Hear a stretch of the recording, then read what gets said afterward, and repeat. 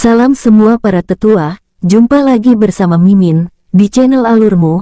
Semoga para pendengar Alurmu selalu senantiasa dinaungi kebahagiaan, kesehatan, serta rezeki yang cukup. Oke, Mimin langsung lanjut ceritanya. Selamat mendengarkan, dan hidupkan imajinasi para tetua. Cerita pun dimulai.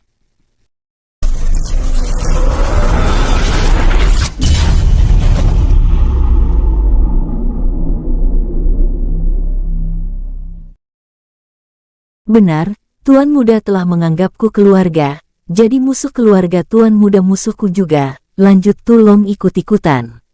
Tapi wajah Tulong kini seolah ingin menelan musuh hidup-hidup. Bayan hanya diam, pandangannya kini menuju ke arah utara, karena Bayan merasa akan ada sesuatu yang menarik di sana. Ayo kita ke arah utara, ajak Bayan langsung turun yang diikuti oleh Duan Du dan Tulong. Tep-tep. Setelah itu Bayan langsung melesat layaknya kultivator tingkat rendah, yang hanya bisa terbang rendah dari pohon ke pohon. Duan Du dan Tulong yang mengikuti cukup heran sehingga Duan Du langsung bertanya, "Kak, kenapa kita tidak langsung menggunakan teknik ruang saja? Dalam sekejap kita bisa sampai ke yang kakak maksud dan juga kenapa kita harus berjalan seperti ini?"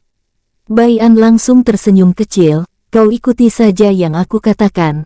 Kau juga akan langsung mengerti," jawab Bayan santai. Menyadari mungkin ada sesuatu yang menarik, Duan Du langsung mengangguk paham, sementara Tulong hanya diam saja. 1 jam telah berlalu, Duan Du kini akhirnya menyadari jika setiap ia melewati kota atau desa, maka Duan Du merasa ditatap sebagai target empuk. Tulong juga menyadari hal itu, mereka juga menyadari saat ini mereka sedang diikuti. "Hehehe, kakak, kau ternyata mengerti aku juga," kata Duan Du memuji. Bayan hanya bisa mendengus sambil berkata, "Jangan bergerak dulu, tunggu sampai ada orang yang lebih kuat datang atau merasakan ia cukup berpengaruh." Duan Du langsung paham, informasi adalah hal yang diperlukan saat ini, walau mereka kuat dan mampu menghancurkan alam semesta ini. Tapi Bayan lebih baik bertindak sedikit hati-hati agar keluarganya tidak menjadi sasaran, terlebih Bayan tidak ingin menghancurkan alam secara sembarangan. Duan Du juga tahu mengapa Bayan mengajak ia berjalan seperti ini dilakukan untuk menemui para bawahannya karena siapa tahu mereka ada saat berpapasan. Tep-tep, saat melihat kota besar, Bayan, Duan Du dan Tulong langsung berhenti lalu berjalan ke arah gerbang. Penjaga yang melihat itu langsung tersenyum sinis. 100 kristal berlian dan buka jubah kalian, maka kalian boleh masuk, kata penjaga tersebut dengan sombong. Macan kecil yang mirip kucing langsung melesat ke arah penjaga. Wus, prak, mendengar suara tulang pecah, semua penjaga melirik ke asal suara, tak lama tubuh penjaga yang tadi sombong langsung hancur. Semua penjaga yang duduk langsung berdiri sambil mencari siapa pelakunya. Tidak ada yang menyadari maupun melihat pergerakan macan tersebut, sehingga semua penjaga langsung berpencar mencari pelaku. Hingga datang seorang pria tua dengan tubuh kekar dan rambut putih. "Komandan," sapa salah satu penjaga gerbang. "Kenapa kau menghubungiku? Saat ini aku sedang sibuk," dengus sang komandan. Hal itu membuat prajurit bergetar ketakutan hingga ia menunjuk ke arah Bayan, Duan Du dan Tulong yang masih ditahan karena mengira mereka pelakunya, tapi karena tidak memiliki bukti yang kuat, mereka harus memanggil salah komandan terlebih dahulu yang memiliki kendali lebih tinggi. Saat melihat 3 orang berjubah hitam, jubah kelompok pembantai, gumam komandan dalam hati, ia juga sedikit bergetar. 3 tahun yang lalu, komandan itu adalah salah satu dari 100 kelompok pembantai elit yang ikut pergi ke alam dewa, untuk meningkatkan kekuatan maupun mengumpulkan pasukan, dan jika mereka ketahuan berkhianat, maka mereka akan langsung dibunuh saat ditemukan. Komandan itu adalah orang ke-57 terkuat dari 100 kelompok pembantai elit resmi. Dengan cepat komandan tersebut berjalan dan berkata, "Kode pembantai." Bayan tersenyum lebar bersama Duan Du saat mendengar suara tersebut, ternyata ada juga bawahan mereka di sini sedang menyamar. 010 kali, jawab Bayan santai. Tubuh komandan tersebut ingin jatuh dan berlutut, namun Baian dengan santai menahannya menggunakan energinya. Bawa kami pergi dari sini. Aku tak ingin banyak nyawa melayang untuk saat ini, kata Duan Du melalui telepati. Komandan tersebut langsung mengangguk patuh, setelah itu pandangan mata komandan itu mengarah ke para prajurit. Kalian tidak perlu mencurigainya, mereka ini manusia biasa yang kebetulan tuan kota sewa untuk acara sirkuit. Dan apakah kalian tidak lihat dua hewan mereka? Dua hewan ini sangat terlatih, kata komandan dengan serius menatap dengan sedikit tajam. Semua penjaga gerbang mengangguk patuh. Melihat kepergian komandan dan kelompok Baian, para prajurit kini mulai bergumam dalam hati mereka masing-masing. Apa benar mereka bertiga orangnya? Aku yakin komandan ingin berkhianat. Aku harus melapor ini ke komandan tertinggi. Sementara Baian, Duan Du dan Tulong hanya bisa tersenyum saat mendengar gumaman para penjaga. Tep-tep, silahkah Tuan Muda, kata komandan itu menyuruh Baian duduk. Kode yang Baian berikan adalah kode asli untuk pemimpin tertinggi. Baian mengangguk lalu duduk bersama Duan Du dan Tulong.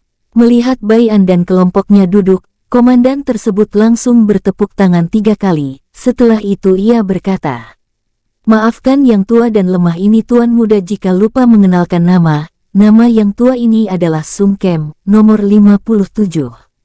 Baian mengerutkan keningnya. Bukankah dulu ada 10? Aku tidak menduga kini kelompok pembantai meningkat sepesat ini, kata Baian dengan tulus memuji. Sung Kem tersenyum mendengar itu. Ternyata Tuan Muda tidak menyeramkan seperti rumor. Gumam Sung Kem yang tadinya ia takut salah bicara akan langsung dibunuh. Walau Sung Kem belum tahu ada di tingkat berapa Baian saat ini, tapi Sung Kem yakin jika Baian ini sangat kuat, terlihat dari aura wibawanya. Kini pandangan Sung Kem ke arah dua orang di belakangnya. Duan Du dan Tulong yang menyadari arti dari tatapan Sung Kem, langsung membuka tudung kepala tanpa bicara. Saat melihat keduanya, Sung Kem kembali tegang. Sung Kem tentu mengenal dua orang ini. Yu Fan bercerita, jika kedua orang ini sangat ganas dan sering berbuat onar, kekuatan mereka juga sangat tinggi, hanya itu yang Sung Kem ketahui. Salam Tuan Muda Duan, salam Tuan Tulong, sapa Sung Kem tanpa menunduk. Duan Du dan Tulong mengangguk santai. Tak lama pelayan datang membawa makanan yang sangat banyak. Mereka kemudian makan bersama. Saat sedang makan, Baian langsung bertanya, "Kau pasti memiliki cukup banyak informasi di sini, dan juga jika kau tahu adik dan Tulong, kau pasti diberitahu nama dan wajah semua keluarga maupun bawahanku, dari saudara Yu Fan." "Benar Tuan Muda, untuk informasi, yang tua ini tidak terlalu memiliki banyak informasi, tapi ada jenderal tertinggi yang memiliki banyak info. Dia adalah seorang wanita. Namanya adalah Nona Jingling, Tuan Muda pasti mengenalnya," jawab Sung Kem dengan jujur. Bibir Duan Du dan Tulong langsung terangkat dan tersenyum licik saling melirik. Untuk Baian, ia hanya mengerutkan keningnya karena tak mengira, jika Jingling sangat cepat meningkat hingga bisa menjadi jenderal di alam dewa. Baian tidak menyadari tingkah Duan Du dan Tulong, hanya Sung Kem saja yang menyadarinya. Kini tubuh Sung Kem tak berhenti bergetar, saat melihat jelas senyum licik keduanya. Setelah itu Baian melirik ke arah Sung Kem. "Kirimkan lokasi di mana tempat Jingling berada," kata Baian. Sung Kem langsung tersadar, dengan cepat ia menembakkan energi yang tak lain adalah ingatan, tempat Jingling berada. Baian langsung mengangguk santai sambil melirik ke arah Duan Du dan Tulong yang hanya diam saja. "Apa kalian ingin ikut ke tempat Jingling atau kalian pergi jalan-jalan mencari makanan ringan?" tanya Baian. "Tentu saja kami ikut lebih dulu," jawab Duan Du langsung berdiri yang diikuti oleh Tulong. Baian langsung berdiri sambil melirik ke arah Sung Kem. "Gunakan ini untuk meningkatkan kekuatanmu," kata Baian melemparkan cincin penyimpanan yang berisi sumber daya tidak berguna bagi orang-orang alam semesta inti. Tapi di sini, itu melebihi sumber daya terbaik di alam dewa ini. Dengan sigap Sung Kem menangkapnya, sambil berterima kasih penuh bahagia. Baian mengangguk lalu menghilang bersama Duan Du dan Tulong. Hal itu membuat Sung Kem sangat terkejut. Luar biasa, gumam Sung Kem lalu melihat isi cincin yang diberikan Bai An. Terang-terang, terdengar suara cincin terjatuh, tangan Sung Kem masih bergetar hebat saat melihat isinya. Dengan perlahan Sung Kem duduk lalu berusaha mengambil cincin tersebut. Apa ini sungguh nyata? Gumam Sung Kem lalu menamparkan dirinya. Pak, terdengar suara jeritan dari mulut Sung Kem yang kini mengeluarkan banyak darah, namun ia menghiraukan mulutnya yang berdarah. Ini sungguh nyata, gumam Sung Kem dengan mata cerah. Tuan muda sangat baik hati memberikan sumber daya langka ini kepadaku, ia pasti percaya kepadaku hingga memberikan ini, aku tak ingin menyia-nyiakan kesempatan dan kepercayaan yang telah Tuan muda berikan. Kata Sung Kem bersemangat lalu melesat ke arah tertentu. Seandainya Sung Kem tahu ia hanya diberikan sumber daya tidak berguna, mungkin ia akan muntah darah tak percaya. Sementara kini terlihat seorang wanita yang sangat cantik yang sedang berdiri dengan anggun, di ketinggian salah satu benteng tertinggi. Tuan muda, kapan kau akan datang? Aku sudah menunggu 2 tahun lebih, gumam wanita yang memiliki telinga runcing dengan wajah putih dan lekuk tubuh indah. Wanita itu adalah elf yang tak lain Jingling. Jingling biasa kesini sambil melihat ke atas berharap Bai An akan datang. Saat Jingling ingin membalikkan badannya, ia sekilas melihat seorang pemuda tampan yang hanya berjarak 10 meter darinya. Merasa tidak asing, Jingling kembali membalikkan badannya, setelah melihat dengan jelas wajah tersebut. Jingling langsung membeku dengan air mata mengalir. Tuh, Tuan muda, kaukah ini? Tanya Jingling dengan suara bergetar. Tentu saja ini aku, apakah begitu cepat kau melupakan wajahku ini? Kata Bai An tersenyum lembut. Dengan cepat Jingling melesat lalu memeluk Bai An tanpa sadar. Bai An hanya diam saja membiarkan Jingling dengan puas memeluknya, karena Bai An tahu jika Jingling menyukainya, namun Bai An hanya diam saja. Apa kau sengaja melupakan kami? Kekeh Tulong dengan sengaja mengganggu. Wajah Jingling langsung memerah karena sadar ia telah memeluk Bai An. Dengan cepat Jingling melepas pelukannya lalu melirik ke arah Tulong dan Duandu. Jingling cukup kaget, karena ia tidak bisa merasakan kehadiran mereka berdua yang telah berdiri di belakangnya. Tapi dengan cepat Jingling melesat ke arah Tulong dan berniat menghajarnya, karena telah membuat dirinya malu di depan Bai An. Wus, kepalan tangan Jingling dengan cepat mengarah ke wajah Tulong. Tep. Dengan santai Tulong menangkap tinju Jingling sambil berkata, dengan pukulan lemah seperti ini kau ingin menghajarku? Aku bukan Tulong lemah lagi, dengus Tulong sedikit mengejek. Jingling mengerutkan keningnya karena tahu jika Tulong sengaja ingin memanasinya. Itu tak akan mempan terhadapku dasar pembuat masalah, dengus Jingling. Tulong terkekeh kecil, lalu mengayunkan tangannya bersamaan dengan Jingling yang ikut mengayunkan tangannya. Tos. Begitu juga dengan Duandu, ia ikut tos dengan Jingling.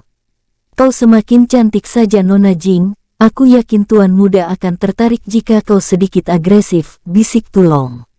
Mendengar itu Jingling terdiam belum memahami maksud Tulong, sementara Duandu langsung menepuk dahinya karena Tulong tidak bisa diajak kerja sama. Sementara Bai An kini wajahnya mulai memerah kesal karena paham maksud Tulong, dengan cepat Bai An maju ke arah Tulong dengan wajah menyeramkan. Namun langkah Bai An terhenti karena Jingling memegang tangan Bai An sambil berkata, "Jangan dengarkan ocehan pembuat onar itu." Jingling mengeluarkan senyum manis menggoda. Jangan memancingku Jingling, jika aku sudah terpancing, kau akan menyesal nantinya. Kata Bai An sambil menggerakkan tangannya, mengikat tangan Duandu dan Tulong karena gara-gara mereka berdua, Jingling berpikir yang tidak-tidak. Jingling langsung cemberut sambil berkata, "Tidak apa-apa walau kau membunuhku sekalipun aku tidak akan menyesal." Bai An mengerutkan keningnya, karena rencananya kesini untuk mendapat informasi sekaligus hasil kerja Jingling, namun semua hancur gara-gara kedua pembuat masalah ini. Dengan santai Bai An mengayunkan tangannya, mereka semua langsung menghilang lalu muncul di salah satu hutan. Tanpa menunggu lama Bai An langsung melirik ke arah Jingling dengan serius. "Bagaimana kabar yang lain? Aku yakin kau pasti tidak datang sendiri," tanya Bai An. Mereka semua baik-baik saja, terlebih banyak di antara mereka yang bertemu dengan para bawahanmu, yang ada di alam setengah dewa lainnya. Saat ini yang memegang kendali adalah Tuan Lang Zai, ia berada di kerajaan terbesar menjadi seorang penasehat. Ia selalu mengirim berita maupun rencana kepada kami semua," jawab Jingling panjang lebar. Bai An mengangguk lalu melirik ke arah Duan Du dan Tulong, yang kini mulutnya Bai An sumpal menggunakan energinya. "Kalian berdua bawalah Lang Zai ke sini dengan cepat. Ingat, jika kalian lama maka aku akan menghukum kalian," kata Bai An menyeringai tipis. Dengan cepat Duan Du dan Tulong mengangguk. Bai An langsung melepaskan ikatan tangan Duan Du dan Tulong. Setelah keduanya menghilang, Bai An melirik ke arah Jingling yang berdiri dengan wajah kembali mengeluarkan senyum menggoda. Bai An hanya bisa menghela nafas sambil berkata, "Kau tahu jika aku punya istri, yaitu Mu Xiaer, salah satu orang yang akan kita selamatkan." Mendengar itu Jingling tersenyum lebar. "Baiklah, jika aku bertemu dengannya nanti, maka aku akan mengungkapkan isi hatiku yang sebenarnya. Untuk masalah ia menerima, menolak atau marah, aku siap menanggung apapun," kata Jingling yang kini sudah tidak canggung lagi terhadap Bai An. Jingling kini sadar, jika ia selalu menyembunyikan perasaannya, maka ia akan begini saja selamanya. Jadi ia sangat senang dan berterima kasih kepada Tulong dan Duan Du. Sementara Bai An yang mendengar itu hanya memijit keningnya, tak lama ia hanya mengangguk tidak peduli. Cukup jauh dari lokasi Bai An dan Jingling. Tep-tep, Duan Du dan Tulong kini melirik ke arah istana yang sangat besar dan megah. Duan Du tanpa menunggu lama langsung mengedarkan kesadarannya. Paman Lang Zai saat ini sedang mengadakan pertemuan, apa kita menunggu sambil bermain-main dengan mereka atau langsung menemui Paman Lang Zai?" tanya Duan Du ke arah Tulong. "Tentu saja kita bermain-main lebih dulu, karena sudah cukup lama mereka mengikuti kita dari saat pertama kali menginjakkan kaki di alam dewa ini," kekeh Tulong. Duan Du langsung mengangguk sambil tersenyum lebar. "Ayo kita pancing mereka keluar," kekeh Duan Du. Duan Du dan Tulong langsung melesat ke sebuah bangunan yang bertulis rumah judi. Tanpa menunggu lama, Duan Du dan Tulong langsung masuk tanpa halangan. Sementara orang-orang yang mengikuti Duan Du kini menyeringai lebar. "Hehehe, niatnya menunggu waktu yang tepat untuk menangkap mereka, tapi aku tak menduga mereka masuk ke kandang singa," kekeh salah satu di antara mereka. "Kau benar, tapi kenapa mereka hanya berdua? Bukankah mereka bertiga, dan kita tidak pernah kehilangan jejak saat mengikuti mereka?" kata salah satu di antara mereka bertanya-tanya. "Sudah lupakan saja, jika kita menangkap mereka, maka kita bisa memancing teman mereka," kata pria bertubuh paling pendek lalu berjalan masuk. Tep-tep, melihat rombongan pria tadi masuk, semua orang langsung tertawa licik. Mata mereka semua langsung tertuju ke arah Duan Du dan Tulong, yang duduk dikelilingi wanita cantik. Sadar akan ditatap layaknya makanan, Duan Du dan Tulong malah menyeringai sambil berkata, hei, tatapan kalian itu, apakah tidak bisa sedikit menutupi nafsu kalian yang berlebihan?" kekeh Duan Du. Seketika tawa dari orang-orang yang ada di sana langsung pecah. "Hahaha, kenapa kami harus menutupinya? Makanan sudah di dalam kandang," kekeh pria bertubuh besar. "Hehe, para pengikut kaisar dewa jahat di alam dewa sungguh terang-terangan. Aku suka, kekeh Tulong bangun lalu menggeliat. Melihat mangsa mereka bangun, orang-orang tersebut langsung maju mengepung Duan Du dan Tulong. "Hehehe, menyerah dan serahkan saja jiwamu, aku yakin jiwa seorang perjaka sungguh nikmat," kekeh pria berambut silver. Duan Du terkekeh kecil, "Sebenarnya aku ingin menunggu pemimpin atau yang paling kuat muncul, tapi apa boleh buat, hanya tikus-tikus kecil saja yang berdatangan." Tanpa menunggu lama, Duan Du langsung menggerakkan jari-jari tangannya.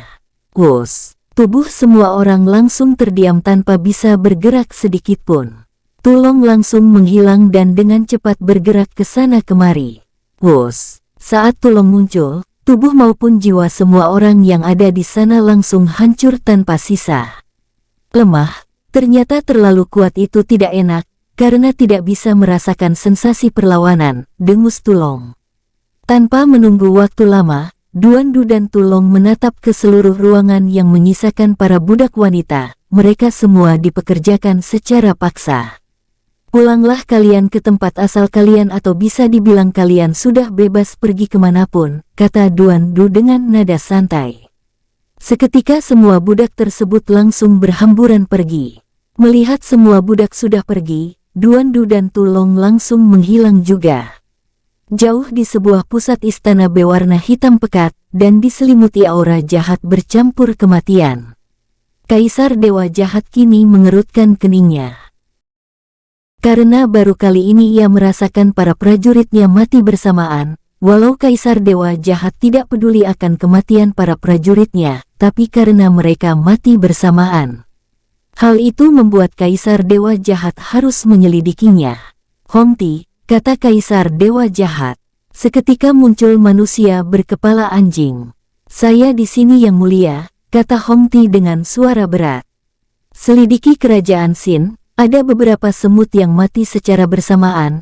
Jika dugaanku tidak salah, mungkin ada orang kuat atau pengikut dari para kaisar dewa yang memancing peperangan, kata Kaisar Dewa Jahat memberi perintah Hongti. Hongti langsung mengangguk lalu menghilang dari sana. Duandu dan Tulong kini duduk santai di balik pilar aura. Mereka bukan duduk, melainkan melayang dengan posisi duduk. Kenapa lama sekali? Apa perlu kita langsung membubarkan mereka agar cepat selesai? Tanya Tulong sedikit tidak sabar, sambil melirik ke arah Raja Kerajaan Sin yang masih bicara tentang pajak yang akan mereka bayarkan kepada Kaisar Dewa Jahat. Pajak tersebut berupa manusia yang masih muda dan belum menikah. Duandu terkekeh. Benar juga, idemu cukup bagus, kata Duandu.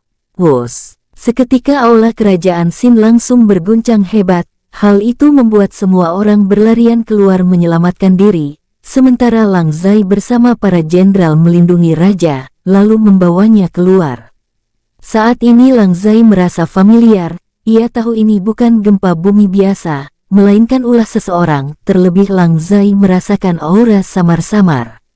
Huf, ini tidak mungkin bocah nakal itu, aku yakin bocah nakal itu tidak sekuat ini, gumam Lang Zai menggelengkan kepalanya. Penasehat, apa yang akan kita lakukan? Aku yakin ini ulah Kaisar Dewa Jahat yang marah, karena kita ketahuan ingin memberontak, kata Raja Sin bersama salah satu jenderal. Mendengar itu, Lang Zai terdiam sambil memikirkan beberapa rencana. Jangan takut, walau ketahuan, aku yakin kita mampu menghadapinya, kata Lang Zai melirik ke raja maupun orang di sekelilingnya kini menjadi ragu. Lang Zai langsung berteriak. Mana yang kalian pilih, anak dan keturunan kalian yang akan mati menjadi tumbal atau kita, lebih baik berjuang sampai mati melawan kekejaman Kaisar Dewa Jahat, yang menganggap kita sebagai hewan ternak. Seketika semua orang diam dengan wajah memerah, mereka bukan marah akibat ucapan Lang Zai, melainkan marah saat mengingat jika anak cucu mereka dibawa lalu dibunuh. Tentu saja kami akan berjuang sampai mati, kata Raja Sin bangkit dari ketakutannya selama ini. Tak lama semua orang ikut berteriak dengan semangat. Lang Zai langsung tersenyum kecil. Hanya tinggal menunggu Tuan Muda maka rencana maupun tugasku telah selesai, gumam Lang Zai. Sementara Duandu dan Tulong yang melayang di atas mereka hanya terkekeh kecil. Paman Lang Zai sungguh hebat, bisa mengendalikan kerajaan besar di alam dewa dengan begitu cepat, kata Duandu. Duandu terdengar tulus memuji. Kau benar, dia juga tidak sepertimu yang licik jika ingin mengendalikan sesuatu, ejek Tulong. Duandu langsung mendengus, tak lama ia menyeringai kecil.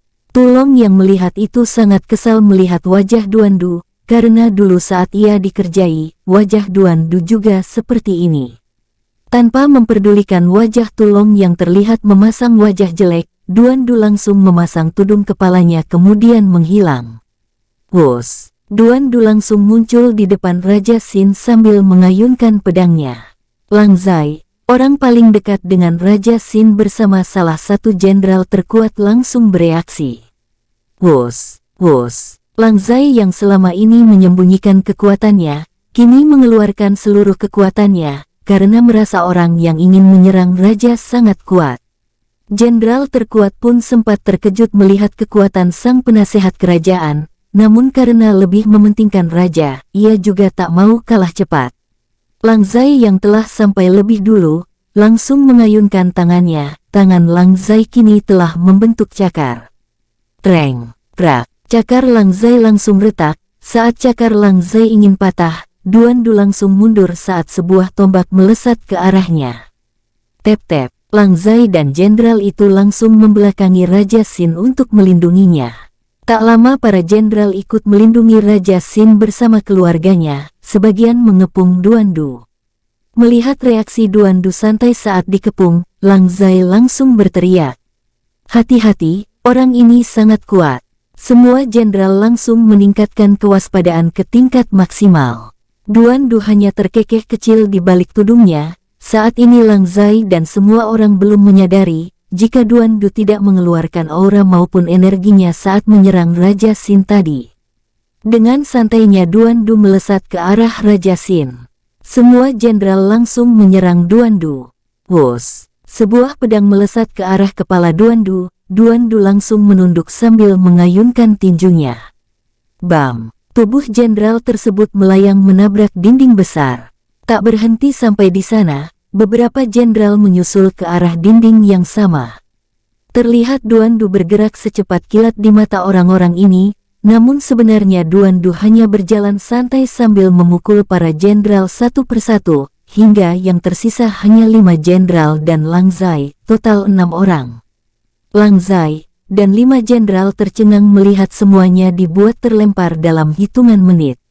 Semuanya berkumpul, buat lingkaran untuk melindungi raja, ratu, pangeran dan tuan putri, teriak Lang Zai.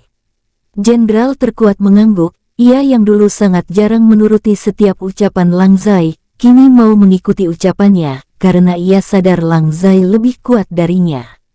Kekuatan adalah segalanya, itulah yang ada di alam dewa ini. Baru saja kelima jenderal ingin membuat lingkaran, Duan Du sudah muncul di depan salah satu jenderal, tangan Duan Du secara santai terayun. Bam, bom, tubuh jenderal tersebut menabrak tembok dengan keras hingga tewas. Duan Du membunuh jenderal itu karena tahu, jika ia adalah salah satu pengikut kaisar dewa jahat. Mata Duan Du kini melirik ke arah satu jenderal, yang ia yakini pengikut kaisar dewa jahat. Duan Du kembali menghilang, kemudian muncul sambil mencekik jenderal tersebut. Prak, tulang leher jenderal tersebut langsung terdengar renyah. Setelah itu Duan Du kembali menghilang. Bam, bam, bam. Semua jenderal terlempar tanpa perlawanan, hingga tersisa Lang Zai yang berdiri di depan Raja Xin dan keluarganya. Apa maumu? Saat ini aku baru sadar, jika kau menyerang mereka tanpa energi dan kau murni menggunakan fisik, terlebih kau sama sekali tidak memiliki niat membunuh saat menghajar mereka, tanya Lang Zai tetap berdiri memegang pedang sambil memasang sikap waspada. Duan Du hanya diam saja, sebenarnya ia kini sedang tertawa dalam hati, karena ia baru kali ini melihat sikap Lang Zai yang seperti ini. Tatapan mata Duan Du kini beralih ke sang raja. Duan Du sengaja melakukan itu, agar Lang Zai mengartikan jika Duan Du menargetkan Raja Xin. Dengan cepat Duan Du bergerak ke arah Raja Xin. Lang Zai yang menyadari hal itu juga mengerahkan seluruh energi ke kakinya, sambil mengayunkan pedangnya. Tebasan serigala langit, 4 arah mata angin, teriak Lang Zai. Seketika muncul pedang dari berbagai penjuru arah mata angin, sambil melesat ke arah Duan Du. Namun semua lesatan pedang energi tidak bisa menyentuh Duan Du. Wos! Dalam sekejap Duan Du melewati Lang Zai. Kini Duan Du muncul di depan Raja Xin yang dari tadi berdiri tegak, tanpa takut sama sekali. Raja Xin mengingat ucapan Lang Zai tadi, ia lebih baik mati daripada menjadi hewan ternak. Raja Xin mengira jika Duan Du adalah utusan kaisar dewa jahat. Saat Duan Du berdiri di depan Raja Xin, Duan Du menyeringai kejam. Dengan cepat tangan Duan Du menjulur ke depan. Wus! Seketika Duan Du mencekik leher orang berjubah hitam. Orang tersebut langsung menggeliat, berusaha melawan namun tidak bisa. Lang Zai dan Raja Xin tertegun melihat itu. Ia tidak mengira jika di balik bayang Raja Xin ada orang dengan aura jahat yang sangat pekat bersembunyi. Hehehe, apa Kaisar Dewa Jahat mengirimmu ke sini untuk melihat siapa yang membunuh para pengikutnya? Kekeh Duan Du, senyuman Duan Du terdengar sangat menyeramkan.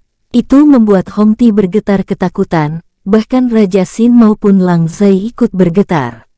Tapi dengan cepat Lang Zai berkata, "Duer, apakah ini kau bocah nakal?" Suara Lang Zai terdengar memberanikan diri bertanya.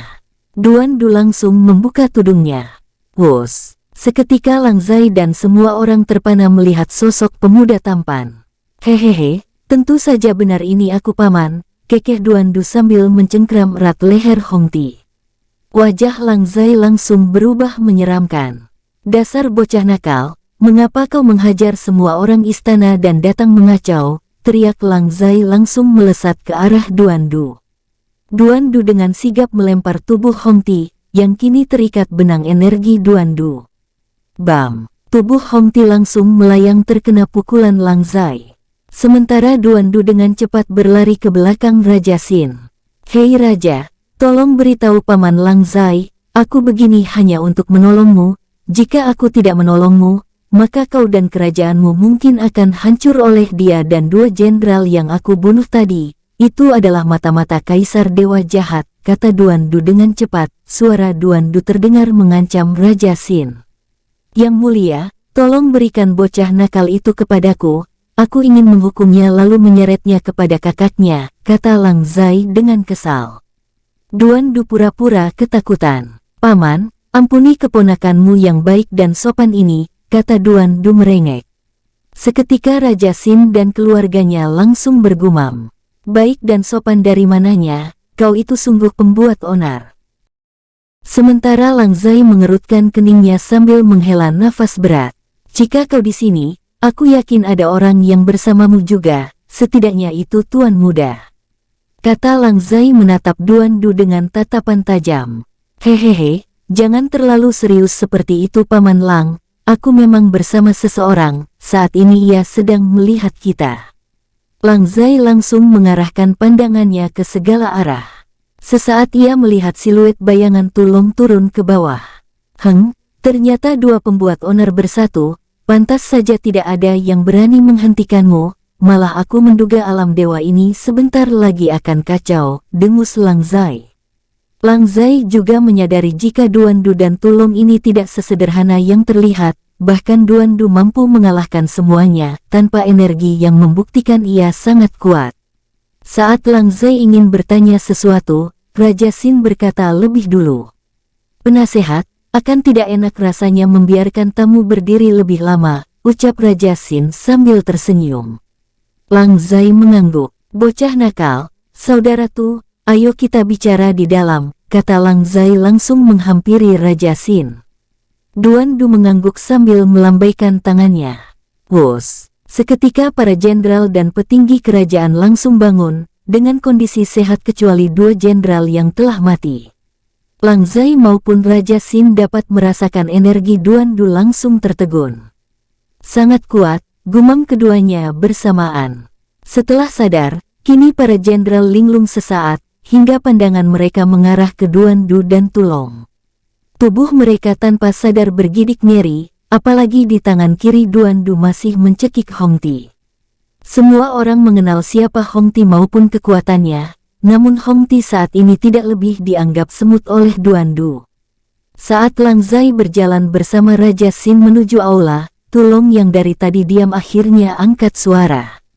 Saudara Lang, ada sesuatu yang ingin kami bicarakan, ini bersifat pribadi, kata Tulong dengan nada serius.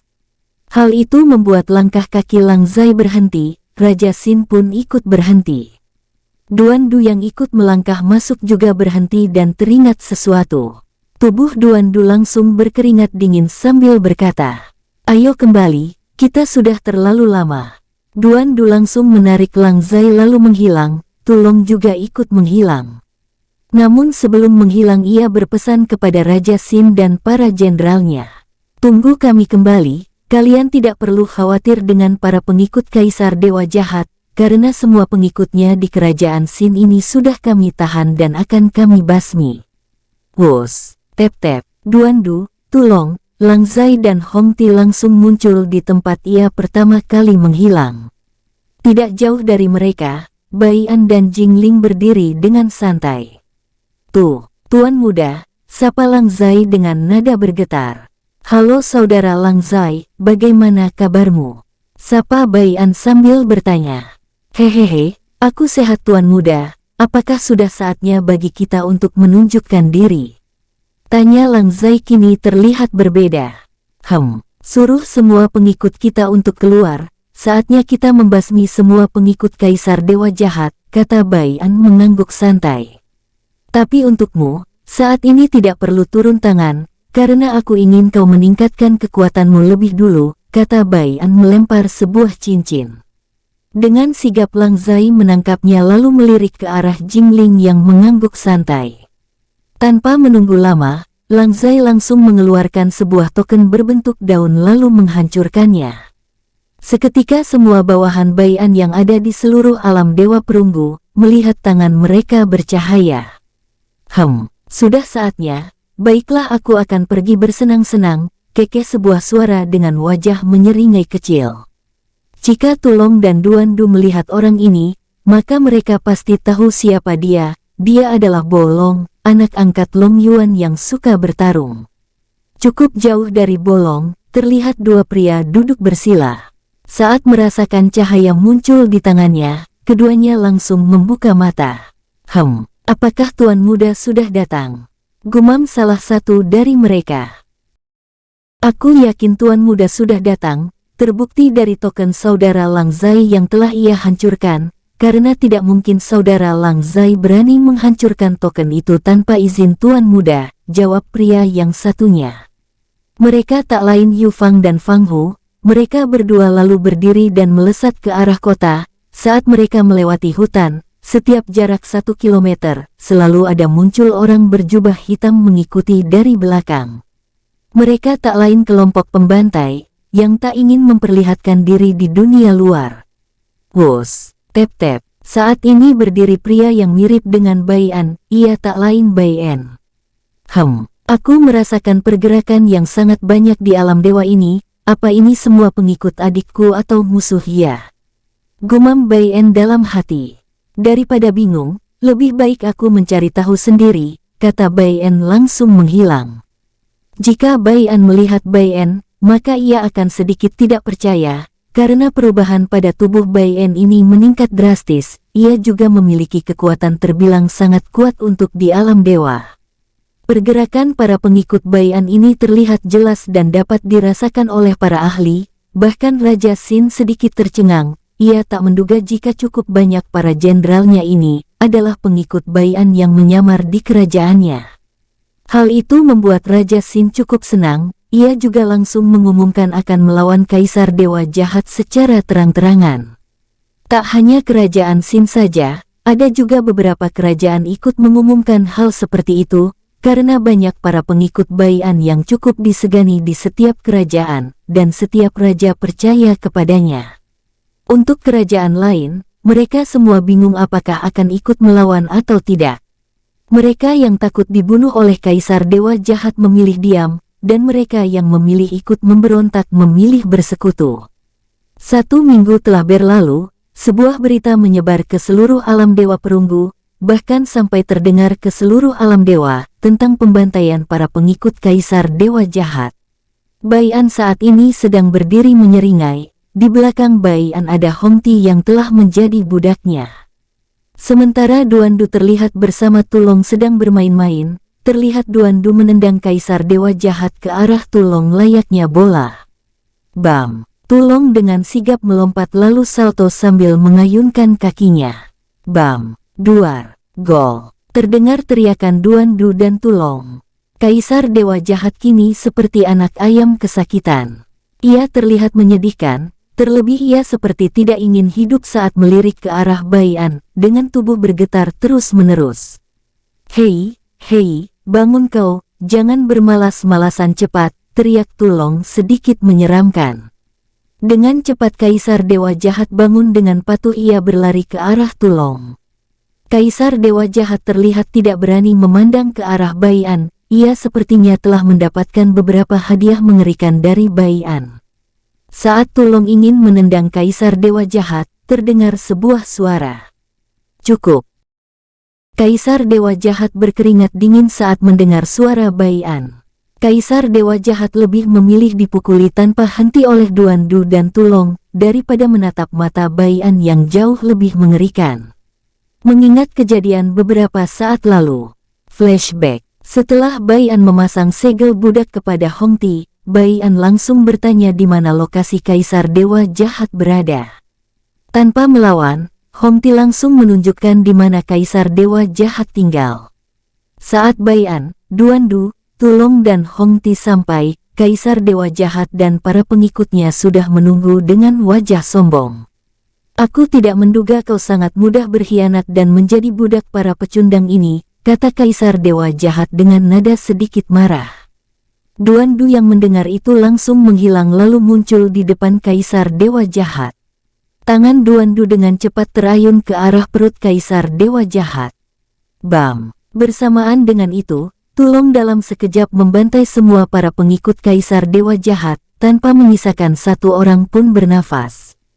Hong Ti yang melihat itu langsung mengelap keringatnya, yang terus berjatuhan dari keningnya. Sementara Kaisar Dewa Jahat langsung bangun, bangunan tempat ia jatuh langsung hancur oleh auranya. Kurang ajar, aku akan mengambil jiwa kalian semua dan membuat tubuh kalian menjadi bonekaku, teriak Kaisar Dewa Jahat. Saat melayang, Kaisar Dewa Jahat seketika tertegun, kemarahannya langsung hilang saat sadar semua pengikutnya telah menjadi mayat. Padahal Kaisar Dewa Jahat sama sekali tidak mendengar adanya suara pertarungan, namun semua pengikutnya mati tanpa tubuh utuh. Mata Kaisar Dewa Jahat langsung melirik ke arah Bai An dengan penuh amarah. Kaisar Dewa Jahat menduga jika Bai An adalah ketuanya, jadi membunuh ketuanya lebih dulu adalah hal terbaik menurut Kaisar Dewa Jahat. Bai An yang masih menutup kepalanya dengan tudung akhirnya membuka tudungnya. Seketika energi semesta Bai An yang bernama Baitan keluar, tanpa bisa dilihat oleh semua orang kecuali Kaisar Dewa Jahat. Baitan langsung membentuk mata, lalu menatap Kaisar Dewa Jahat dengan tatapan rakus. Dengan cepat Baitan melesat lalu memakan setengah energi kematian Kaisar Dewa Jahat, sehingga membuat jiwanya terguncang hebat. Baitan kembali ingin melahap Kaisar Dewa Jahat yang tersisa beserta jiwanya, namun Bai An menghentikannya. Saat itu juga Kaisar Dewa Jahat ketakutan setengah mati terhadap Bai An. Flashback tamat. Tep-tep, Bai An perlahan melangkah ke arah Kaisar Dewa Jahat. Sementara Kaisar Dewa Jahat berusaha mundur, sambil menghadap ke bawah tanpa berani melihat wajah Bai An. Hei, kemana sifat sombongmu yang tadi? Aku ingin melihatnya, kata Bai An dengan nada santai. Namun orang yang Bai An lawan bicara diam saja tanpa berani menimpali. Malah tubuhnya semakin bergetar hebat. Bai An yang melihat itu langsung tersenyum tipis. Apakah kau ingin hidup? Tanya Bai An berhenti melangkah. Mendengar itu Kaisar Dewa Jahat awalnya diam saja, tapi karena suara Duan Du yang terdengar mengancam membuat ia bicara. Hei! Apakah kau pikir dengan kau mati, maka kau akan bisa bereinkarnasi? Aku beritahu jika kakakku bisa membunuhmu dengan mudah, kata Duan Du dengan nada mengancam. Kaisar Dewa Jahat langsung berkata, aku ingin hidup Tuan Muda. Bai An langsung tersenyum kecil. Aku melihat kau sangat membenci seseorang tapi kau tidak bisa melawannya, apakah aku benar? Tanya Bai An tersenyum kecil. Tubuh Kaisar Dewa Jahat menegang saat mendengar itu, dengan penuh tekad Kaisar Dewa Jahat memberanikan diri bertanya. Dari mana Tuan Muda tahu? Cukup kau tahu jawab, apakah kau ingin kuat dan membalaskan dendammu atau tidak? Kata Bai An mengalihkan dengan bertanya. Bro, jadikan aku budakmu Tuan Muda, buat aku menjadi kuat untuk membalaskan dendamku. Aku ingin sendiri yang membunuhnya, kata Kaisar Dewa Jahat berlutut. Duan Du dan Tulong langsung tertawa melihat Kaisar Dewa Jahat yang awalnya sombong dan menghina Hongti, kini malah memohon menjadi budak Bai An. Bai An melambaikan tangannya santai, seketika tubuh Kaisar Dewa Jahat langsung terpasang segel. Siapa namamu? Tanya Bai An dengan santai. Nama saya Cutang Tuan Muda, jawab Cutang tetap berlutut tanpa berani mengangkat kepalanya. Bai An melambaikan tangannya santai. Tubuh Cutang langsung terangkat beserta kepalanya terangkat. Saat mata keduanya bertemu, Bai An langsung menelusuri ingatan Cutang sekali lagi. Ternyata begitu, orang dari alam semesta lain dalang dari semua ini, terlebih ia juga yang membunuh istri dan anakmu, sehingga berpura-pura menjadi pengikutnya dan menunggu kesempatan untuk membunuhnya. Tapi sampai saat ini, kau tidak berani saat mengingat kekuatan monster itu, kata Bai An mengangguk santai. Apa yang kakak dapat, ayo bagi denganku, kata Duan Du bersemangat. Bai An langsung menembakkan energi yang berisi ingatan Cutang.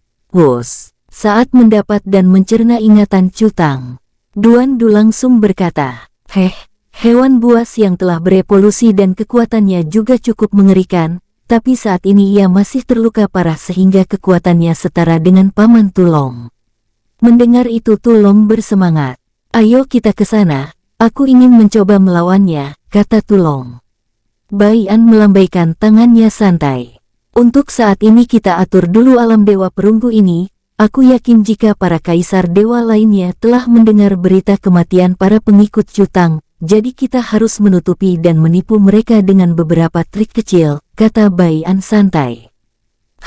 Tinggal bunuh saja, kenapa harus repot-repot begitu Tuan Muda? Tanya Tulong dengan lesu.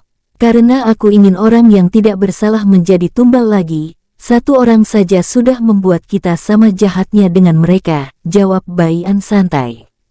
Tulong dan Duan Du langsung paham, ucapan Bai An memang benar, jika mereka kini langsung bergerak membunuh mereka yang ada di alam dewa lain. Duan Du dan Tulong yakin jika di antara musuh berhasil melarikan diri, maka mereka akan menumbalkan banyak manusia demi kekuatan. Terlebih Duan Du dapat menyadari, jika teknik yang diberikan hewan buas yang telah berevolusi kepada para kaisar dewa, adalah teknik yang cukup kejam dengan menumbalkan manusia.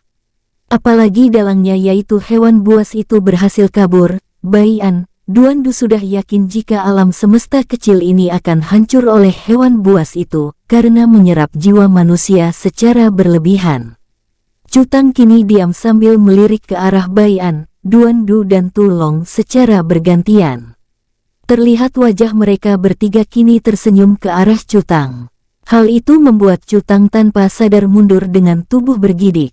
Cutang, kau konsumsilah pil ini dan serap secara perlahan. Untuk masalah alam dewa tempat kau berkuasa ini, serahkan kepadaku, kata Bai An menyembunyikan senyum liciknya. Dengan patuh Cutang mengambil botol kecil berisi pil tersebut. Cutang tidak perlu menanyakan pil apa itu, karena Cutang yakin jika Bai An ingin, Bai An bisa membunuhnya hanya dengan lambaian mata, dan untuk kejadian Bai Tan menyerap dan mengoyak jiwanya. Cutang membuang jauh-jauh pikiran tersebut. Saat ini Cutang berdiri untuk menunggu instruksi dari Bai An seperti orang bodoh. Hal itu membuat Duan Du dan Tulong tertawa terbahak-bahak, hingga memegangi perut mereka menahan sakit. Sementara Bai An mengerutkan keningnya sambil berkata, apa yang kau lakukan di sini? Cepat pergi dan berkultivasilah.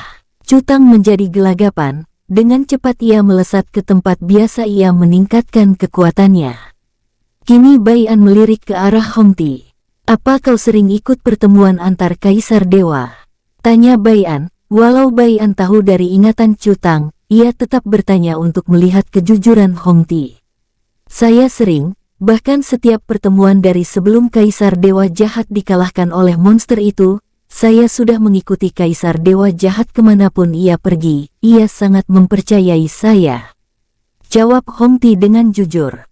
Bai An mengangguk santai, sambil melambaikan tangannya. Wus! Wajah Hongti seketika berubah menjadi kaisar dewa jahat, begitu juga dengan tingkat kultivasinya ikut berubah. Hal itu membuat Hongti tak bisa tidak terkejut, walau tingkat kultivasi ini hanya palsu, Hongti yakin jika para kaisar dewa akan mengira asli, terlebih wajahnya sangat mirip dengan Chu Tang dan tidak ada perbedaan sedikitpun.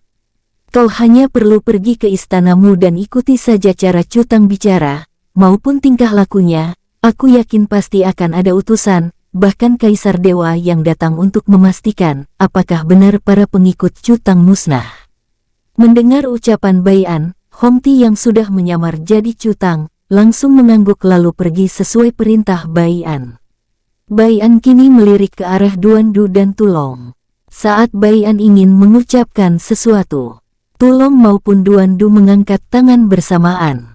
Aku yang akan menyamar jadi Hongti, kata Duan Du dan Tulong bersamaan. Bai An langsung menghela nafas.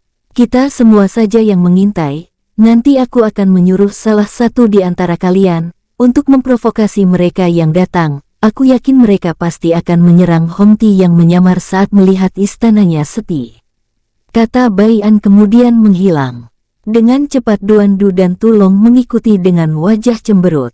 Mereka cemberut karena merasa tidak bisa bersenang-senang. Padahal usia jiwa mereka berdua cukup tua, tapi tingkah mereka masih seperti anak usia 7 tahunan. Wus, Bai An, Duan Du dan Tulong muncul di sebuah kedai kecil. Bagaimana saudara Yu? Tanya Bai An tersenyum kecil. Semua sudah selesai, tinggal menunggu perintahmu kapan kita pergi ke alam dewa rendah, jawab Yu Fan dengan santai. Bai An mengangguk, sementara Duan Du dan Tulong maju menyapa. Yo, bagaimana kabar kalian semua paman? Tanya Duan Du tersenyum kecil. Tulong juga ikut menyapa. Apa kalian sehat semua? Yu Fan dan Fang Hu hanya bisa mendengus saat mendengar Duan Du menyapa, apalagi saat melihat senyum nakal Duan Du. Kami semua sehat saudara Tu, jawab Yu Fan dan Fang Hu bersamaan, sambil berdiri menjabat tangan Tulong. Duan Du seketika cemberut, namun dengan cepat tangan Duan Du menembakkan energinya ke arah pelayan yang ingin kembali setelah menaruh pesanan di meja. Pak, seketika terdengar seolah pantat pelayan itu ditampar dengan keras, itu membuat para tamu lain langsung melirik ke arah Fang Hu yang kebetulan mundur, setelah memeluk Tulong. Wajah Fang Hu langsung memerah menahan malu, sementara pelayan itu membalikkan badannya, lalu mengayunkan nampan yang ada di tangannya ke wajah Fang Hu. Bra, dasar mesum, teriak pelayan tersebut kemudian berlari kecil menahan rasa malu juga. Fang Hu kini mengadahkan pandangannya ke di mana Duan Du berdiri, namun yang ia lihat hanyalah kursi kosong. Bocah nakal, aku akan mengulitimu hidup-hidup jika tertangkap, teriak Fang Hu. Bai An, Tulong dan Yu Fan hanya bisa menutup mulut menahan tawa, sambil menggelengkan kepala. Sementara Duan Du kini muncul sambil terkekeh kecil. Hehehe, rasakan itu, tinggal mengerjai paman Yu Fan, tunggu saja pembalasan dari anak berbakti ini, kekeh Duan Du dengan senyum licik. Setelah itu Duan Du kembali menghilang pergi entah kemana. Kembali ke kedai, saat ini Bai An, Tulong, Yu Fan dan Fang Hu duduk bersama. Orang-orang terus menatap ke arah Fang Hu dengan pandangan jijik, karena tak tahu malu langsung menepuk pantat pelayan. Fang Hu hanya bisa diam saja karena orang-orang tidak salah. Baiklah, lupakan saja masalah tadi, saat ini aku ingin kalian berdua langsung pergi malam ini, sesuai ucapanku 3 hari lalu, pembagiannya atur dengan sesuai kemampuan. Kata Bai An dengan nada serius. Yu Fan dan Fang Hu langsung mengangguk serius. Tapi beberapa saat mereka terdiam sambil berkata, bagaimana dengan tuan muda Bai An? Aku melihat ia berkeliaran beberapa hari lalu. Bai An mengerutkan keningnya. Aku tidak menduga jika kakak ada di sini. Gumam Bai An dalam hati. Biarkan saja dia, nanti aku akan menemuinya sendiri, kata Bai An. Hal itu membuat Yu Fan dan Fang Hu mengangguk. Kami akan pergi malam ini, untuk saat ini biarkan kita bersama dulu sambil. Kata Fang Hu tersenyum kecil. Bai An langsung melambaikan tangannya santai mengeluarkan 10 kendi arak. Yufan, Fang Hu dan Tulong langsung tersenyum cerah. Mereka berempat langsung minum tanpa memperdulikan orang-orang di sekitar. Malam harinya, saat ini Bai An dan Tulong berdiri menatap kepergian Yufan dan Fang Hu yang akan membagi diri ke alam dewa rendah maupun alam dewa emas. Bai An dan Tulong saling melirik kemudian mengangguk. Wus, tep-tep. Bai An dan Tulong muncul tidak jauh dari Duan Du yang sedang mengintip ke pemandian air panas yang berisi semua wanita. Awas ada pengintip, teriak Tulong mengubah suaranya menjadi suara mirip wanita. Seketika teriakan dari para wanita muda yang sedang mandi, langsung menggema sambil melirik ke arah di mana Duan Du mengintip. Saat salah satu wanita muda menatap ke arah di mana ada pengintip, wanita tersebut langsung berteriak. Aku akan membunuhmu laki-laki mesum. Wus, wanita itu langsung melesat setelah mengenakan pakaiannya. Duan Du yang mendengar suara teriakan familiar langsung membeku. Ini suara Sen Linlin, gumam Duan Du langsung tersadar, lalu dengan cepat ia melesat pergi dari sana sambil menatap ke arah Tulong dengan wajah kesal. Tulong langsung tertawa terbahak-bahak saat melihat Duan Du kini melarikan diri. Sementara Bai An mengerutkan keningnya saat melihat wanita yang Bai An kenal. Liner, siapa yang menyegel ingatan anak ini? Terlebih ia dipasangkan segel budak. Mendengar itu, Tulong langsung melihat wanita yang sangat cantik melesat mengejar Duan Du. Tulong langsung memutar ingatannya, yang telah diberikan dulu tentang semua keluarga dan bawahan Bai An saat berada di alam fana. Setelah menemukan namanya Sen Linlin, Tulong membelalakan matanya. Wanita ini jauh lebih mengerikan dariku maupun Duan Du, gumam Tulong. Setelah itu Tulong terkekeh kecil.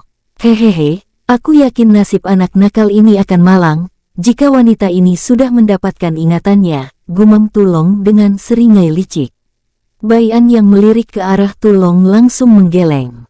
Pergaulan yang baik akan membawa kebaikan, tapi pergaulan yang salah akan membawa petaka juga, gumam Bai An merasa kasihan kepada adiknya Duan Du, karena kini Tulong telah mengikuti tingkah lakunya yang cukup licik. Tapi Bai An tidak sadar jika awalnya mereka semua licik berawal dari dirinya. Tapi walaupun Bai An sadar, maka ia akan menutup mata dan telinga. Sementara Duan Du yang mengetahui orang yang mengejarnya Sen Linlin, masih belum menyadari jika Sen Linlin yang dulu ia kenal bukan Sen Linlin yang sekarang, karena saat ini ingatan Sen Linlin telah hilang dan menjadi budak seseorang. Jika Duan Du tahu, maka ia pasti tidak akan lari lagi dan membebaskan Sen Linlin lalu bertanya, siapa yang melakukan ini kepada kekasihnya ini? Walau belum resmi menjadi kekasih, karena Duan Du saat bertemu di klan Bai dulu masih tidak mengerti arti cinta, dan masih nakal-nakalnya membuat Duan Du cuek saat selalu diikuti Sen Linlin dulu. Sen Linlin sebenarnya mengejar Duan Du karena ingin melupakan Bai Luan yang menjadi kakek Bai An. Jauh di lubuk hatinya Duan Du cukup menyukai Sen Linlin, tapi hanya sebatas menyukai karena mereka keluarga. Wus, Duan Du terlihat berlari main-main agar Sen Linlin dapat mengejarnya. Di belakang, Sen Linlin melihat orang yang mengintip langsung mengayunkan pedangnya dengan ganas. Tebasan pedang Sakura, teriak Sen Linlin menggunakan teknik terkuatnya disertai niat membunuh. Seketika ratusan pedang energi membentuk layaknya kelopak bunga sakura, lalu bertebaran melesat ke arah Duan Du. Sementara Duan Du yang merasakan niat membunuh itu langsung diam, sambil membuka tudungnya menatap tajam ke arah Sen Linlin. Duan Du kini menyadari ada yang salah dengan Sen Linlin, sehingga ingin melihat kebenarannya. Saat Duan Du menemukan Sen Linlin dipasangkan segel budak, wajah Duan Du berubah memerah, ia baru kali marah seperti ini. Duan Du juga mengerti, kini Sen Linlin ingatannya telah disegel. Siapapun pelakunya, aku akan membuatmu menderita dan menyesal, telah dihidupkan di dunia penuh kekejaman ini, gumam Duan Du kemudian menghilang, bertepatan dengan energi pedang Sen Linlin sampai ke tempat Duan Du berdiri. Bom! Ledakan besar seketika terjadi yang langsung membuat orang-orang keluar. Sen Linlin hanya cuek saja, ia kini berjalan ke arah tempat Duan Du berdiri, dan menyadari jika Duan Du berhasil selamat. Mata Sen Linlin langsung mengarah ke arah tembok rumah seseorang. Dengan cepat Sen Linlin melesat dan menemukan Duan Du kini telah berganti jubah. Duan Du juga tidak mengenakan tudung. "Hei, apakah kau lihat ada seseorang yang melewati tempat ini menggunakan jubah hitam, dengan tudung untuk menutupi kepalanya?" tanya Sen Linlin. Sen Linlin tidak dapat melihat wajah Duan Du tadi, karena Duan Du melapisi sekelilingnya menggunakan energi, agar Sen Linlin tidak dapat melihat wajahnya. Duan Du kini menggeleng sambil berkata, "Aku tidak melihat apa-apa, dan aku kesini karena mendengar suara ledakan. Aku mengira ada penyerangan, makanya aku dengan tergesa-gesa kesini sehingga tidak menyadari apapun." Mendengar jawaban Duan Du yang cukup logis, Sen Linlin mengangguk dengan dingin, lalu membalik badannya ingin melangkah pergi. Tapi ia dihentikan oleh sebuah suara. "Hei, apa yang kau lakukan di sini? Aku menyuruhmu bekerja tapi kau malah keluyuran. Apa kau ingin aku siksa?" teriak seorang wanita yang terlihat berusia 40 tahunan lebih, dengan pakaian terbuka dan mukanya yang ditaburi tepung terigu, untuk menambah kecantikannya. Sen Linlin seketika berkeringat dingin saat melihat wanita yang memegang sebuah token. Saat Sen Linlin ingin bicara, Duan Du langsung maju sambil berkata, "Hei, mengapa kau memarahinya? Aku sudah memesannya dengan harga mahal untuk menemaniku jalan-jalan," dengus Duan Du layaknya tuan muda dari klan besar. Wanita itu menatap Duan Du dari atas hingga bawah, sebuah senyum lebar menghiasi wajah wanita tersebut. "Hoho, maafkan ketidaktahuanku ini tuan muda yang tampan," kata wanita itu langsung berjalan dan mengelus pipi Duan Du dengan senyum genit. Duan Du langsung mendengus kecil, sambil melempar kantong yang berisi kristal berlian. Dengan sigap wanita tersebut menangkapnya. Saat melihat isinya, wajah wanita tersebut berseri-seri. Tak lama ia tersenyum licik. Sementara Sen Linlin ingin membantah karena tak mengenal Duan Du, tapi ia seolah tak bisa bersuara, karena merasa ada energi yang menyegel mulutnya. Duan Du sebenarnya cukup jijik dengan wanita di depannya, apalagi saat melihat senyum liciknya, membuat Duan Du langsung menarik lengan Sen Linlin. "Saat aku kembali, aku akan memberikan 2 kali lipat dari yang aku berikan saat ini, tapi jangan ganggu aku saat ini," kata Duan Du dengan acuh dan pergi bersama Sen Linlin. Wanita tersebut hanya bisa tersenyum bahagia, dan tidak mempermasalahkan sifat Duan Du, karena kebanyakan sikap para tuan muda sangat sombong. Hal itu juga membuat wanita itu yakin, jika Duan Du adalah salah satu pangeran yang jarang keluar, dan baginya itu sangat mudah untuk dimanfaatkan. Tapi ia tak tahu jika yang ia ingin manfaatkan, jauh lebih senior liciknya dari dirinya. Tep-tep, wos. Tangan Sen Linlin langsung ditarik paksa. "Hei, apa yang kau lakukan tadi?" dengus Sen Linlin lalu menambahkan. "Kau tahu, aku tidak butuh bantuanmu walau kau tampan sekalipun." Duan Du hanya tersenyum kecil. Walau ingatan Sen Linlin disegel, tapi sifatnya masih tetap sama. Dengan santai Duan Du melambaikan tangannya, seketika segel budak yang tertanam di tubuh Sen Linlin langsung hancur. Hal itu membuat Sen Linlin tertegun, merasakan segel budak di tubuhnya telah hancur, tapi ia lebih tertegun jika pemuda di depannya ini ternyata seorang ahli kuat. Hanya dengan lambaian tangan saja, segel budaknya langsung hancur. Kau ternyata seorang ahli," kata Sen Linlin kini agak gugup, ia takut dibunuh karena telah menyinggung Duan Du. Tapi Duan Du dengan santai melambaikan tangannya. "Itu masalah mudah bagiku, jangankan menghancurkan segel budakmu, menghancurkan seluruh alam dewa ini pun aku mampu," kata Bai An dengan nada sedikit dingin lalu melirik ke arah langit. "Kak, bisakah kau melepaskan segel ingatan Liner? Walau aku mampu, tapi aku takut ia akan kesakitan karena aku tidak terlalu ahli dalam formasi." Bersambung, sampai ketemu di episode selanjutnya. Semoga kalian semua selalu terhibur, dan terima kasih.